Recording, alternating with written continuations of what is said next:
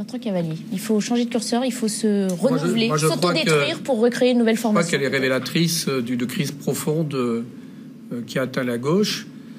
Celle qu'évoque d'ailleurs Jacques Julliard quand il parle du délabrement du progressisme, quand il évoque dans un article fausse droitisation et vraie menace. C'est-à-dire que je crois que le peuple, l'électorat, attend véritablement que la gauche revienne aux enjeux majeurs qu'elle a abandonnés, que sont la sécurité, l'identité, que sont également la capacité d'offrir, selon une logique du mérite, de la méritocratie, capacité de s'élever au travers de l'éducation. Tout cela s'est effondré.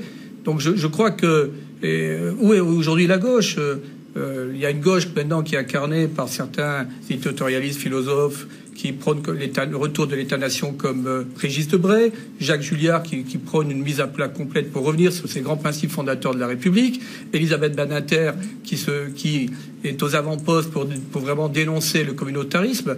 Et je crois que consciemment ou inconsciemment, eh bien l'électorat, notamment l'électorat populaire, ne se reconnaît plus dans cette nouvelle gauche qui a déserté vraiment les grands défis qu'a porté la République pendant un siècle. Après, ce n'est pas nouveau. La gauche a toujours été divisée. On a l'impression que là, maintenant, on est au-delà de la division à la mort, à la survie. Je voulais vous montrer Manuel Valls, qui estime dans le JDD aujourd'hui que la gauche meurt chaque jour un peu plus.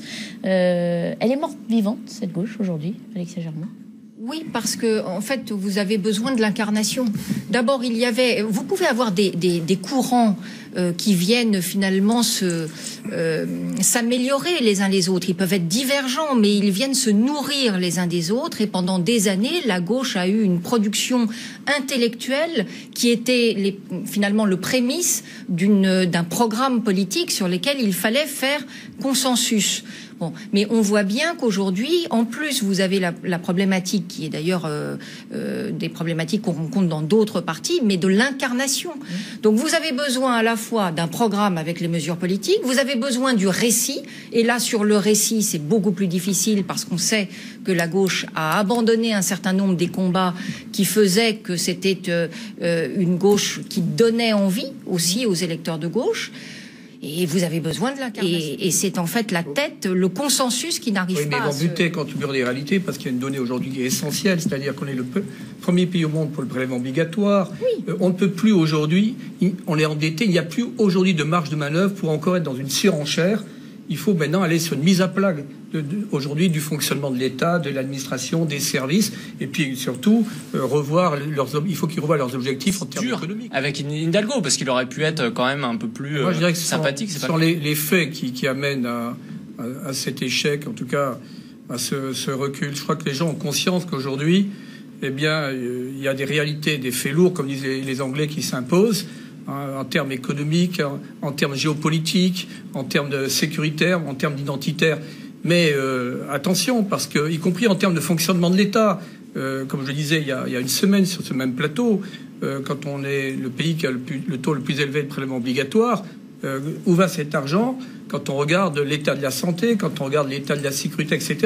Ce qui veut dire que s'il y a une alternative politique, est-ce qu'il y aura une capacité véritablement à mettre tout à plat, sachant que notre entêtement est record, sachant qu'on a des gros problèmes d'insécurité, l'effondrement de l'éducation nationale, etc., etc., la désindustrialisation, même si on regarde quelque part de marché en termes d'armement, ça veut dire que, attention, s'il y a une alternative politique, elle devra véritablement prendre en compte les faits. Et puis, ne serait-ce qu'au niveau de la administration, eh bien, s'attaquer au corporatisme qui empêche toute remise à niveau. Parce que quand on parle d'éducation nationale, qui est responsable? L'éducation aussi est responsable. Aux sorts qui viennent de l'intérieur, si tout le monde en a conscience, pourquoi on ne se bat pas plus pour essayer de faire renaître ce parti? C'est ça aussi que l'électorat de gauche ne comprend pas. On les entend, les gens, quand on les interviewe.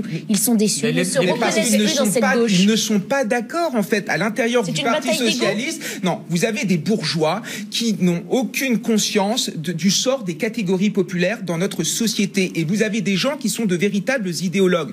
Moi, je le vois. Quand je dénonce la montée de l'antisémitisme en Seine-Saint-Denis, tout de suite, j'affabule, j'agrandis les choses, alors que c'est la vérité. Quand je parle du sort des homosexuels en Seine-Saint-Denis, c'est la même chose. Quand je parle de l'insécurité dans les transports et que j'invite les dirigeants socialistes à prendre avec moi la ligne 13 du métro ou encore le RER B, tout de suite, en effet, ils me disent, mais vous sombrez dans le populisme parce qu'ils ne veulent pas... déconnectés C'est la vraie vie. On en est encore là. Et pourtant, à gauche, il y avait des penseurs. Je pense par exemple à Laurent Bouvet, qui a développé le concept d'insécurité culturelle. Enfin, le peuple aujourd'hui est attaché à l'identité française, et c'est pour ça qu'une partie de ce peuple vote aujourd'hui pour soit Marine Le Pen, soit Éric Zemmour. Et là, juste un instant. Là, vous faites de la philosophie politique, vous avez totalement raison. Quel est l'épicentre aujourd'hui de la gauche? Il n'est plus chez Jaurès, il n'est plus dans ce courant socialiste traditionnel.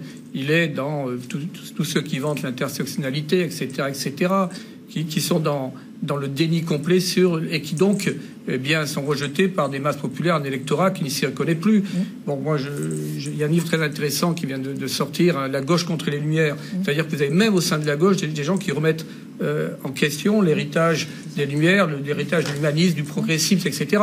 Donc vous avez une sorte de bouillonnement philosophique, mais qui vient des universités, y compris des instituts d'études politiques.